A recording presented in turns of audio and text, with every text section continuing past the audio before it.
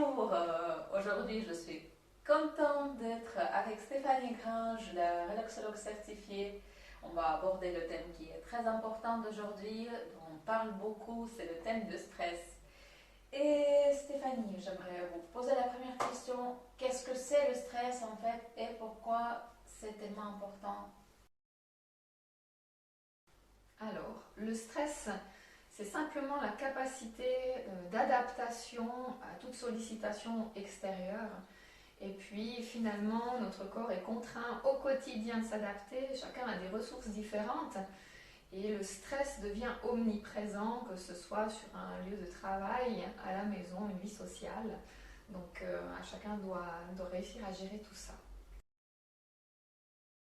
Tout à fait, on parle beaucoup de bon stress et mauvais stress, mais selon vous, est-ce que le mécanisme est différent ou c'est vraiment la même chose? Alors le mécanisme reste la même chose par rapport à une situation stressante, mais par contre quand c'est un bon stress comme on se prépare à notre mariage, il y a une compétition à laquelle on tient beaucoup, c'est un stress qui va pouvoir nous motiver et on va cristalliser en nous un souvenir bénéfique ou un merveilleux souvenir de ce moment-là. Tandis que le stress négatif, quand on a une mauvaise nouvelle, un choc, quelque chose, le mécanisme va être le même, mais par contre, ce qui va s'engendrer au niveau des émotions et du corps ne va pas être assimilé de la même manière. Et c'est là où il faut réussir à, on va dire, à évacuer, à en faire quelque chose. On parle de mécanisme et c'est quoi le mécanisme de stress? Alors, le stress, quand c'est quelque chose de soudain, il va avoir le mécanisme de la sécrétion de l'adrénaline qui nous servait auparavant à fuir, de courir toutes nos jambes. Donc, ce qui est intéressant de savoir, c'est qu'il y a l'accélération du cœur qui va pouvoir répondre à une augmentation de la circulation sanguine. Maintenant, on n'est plus tellement confronté à devoir courir et partir, mais notre corps a gardé ça en nous. Si c'est un stress qui dure, eh bien, la cortisol va prendre le relais. Et puis, ça va nous permettre de réussir à tenir le coup sur un moment, une situation qui est bien là. Par contre, à la longue, le corps va envoyer différents signaux parce qu'il y a un malaise, un mal-être qui s'installe par cette sécrétion de cortisol. Et c'est à nous d'écouter ces signaux corporels pour mettre en place autre chose, pour ne pas laisser la place à la maladie. Et selon vous, qu'est-ce que sont les impacts au niveau de notre corps? Alors les impacts peuvent avoir justement sur les problèmes de sommeil, les problèmes respiratoires, les problèmes cutanés également, certains eczémas. Il y a tous les problèmes digestifs liés à tout notre fonctionnement d'assimilation. Donc les impacts sont nombreux. Après, chaque personne va réagir de manière différente selon les forces et les faiblesses du corps de chacun. Je suis sûre qu'on peut gérer le stress. Selon vous, comment on peut faire ça? Alors, on peut déjà prendre connaissance de qu'est-ce qui nous amène du stress. Si c'est un stress qui est récurrent, peut-être qu'on peut mettre en place une nouvelle routine pour éviter les situations ou les lieux stressants. Si ce n'est pas le cas, il va falloir qu'on arrive à avoir des affirmations positives parce qu'on a certainement réussi des choses par le passé. Nous les rappeler, ça nous fera du bien.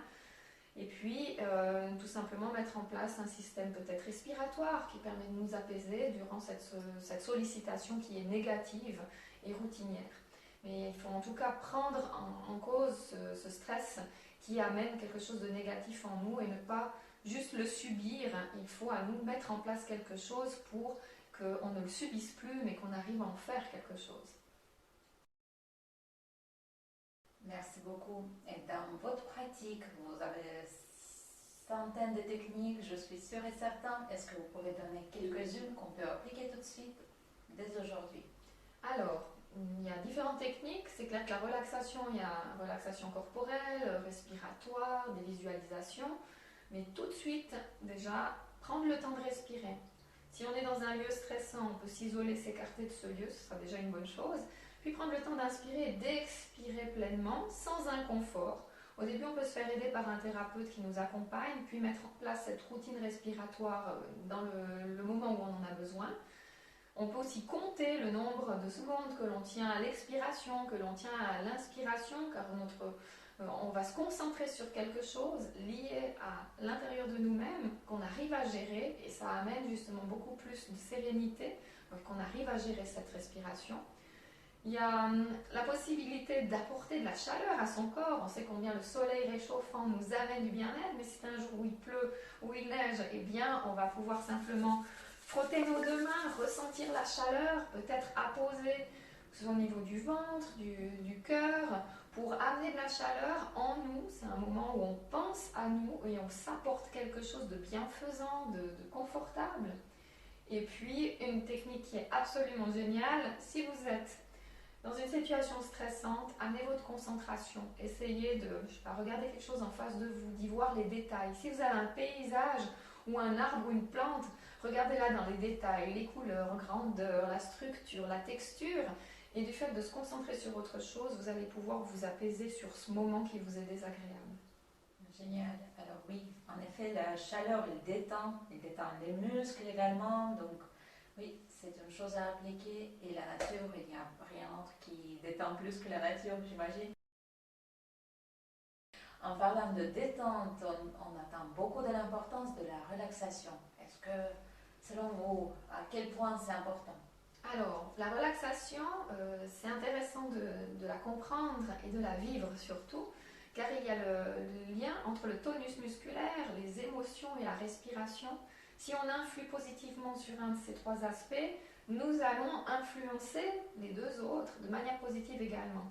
Donc si j'amène une respiration, une détente sur le tonus corporel, finalement on arrive à positiver sur ce qui est négatif dans nos émotions. Donc si on amène une routine quotidienne, si on arrive à se relaxer, soit par des audios, soit en allant suivre des séances, on amène dans notre corps cette fameuse relaxation corporelle et une routine positive va se mettre en place et nous faire évoluer dans nos schémas fonctionnels de manière positive. Il y a une quantité minimum de détente qu'on doit s'accorder dans la journée. Déjà juste le temps de se mettre à l'écart, respirer. C'est plus essayer d'instaurer une nouvelle routine, une nouvelle habitude. Je dis bien, on prend une pause café, c'est devenu une vraie routine, mais pourquoi pas faire une pause respiratoire? Je pense que ça pourrait amener bien d'autres bienfaits au niveau corporel. Je vous remercie Stéphanie pour ce partage et j'espère bien que vous allez utiliser une ou toutes les techniques qu'on a abordées aujourd'hui. Et je vous dis au plaisir de vous revoir et à bientôt. Merci. Merci.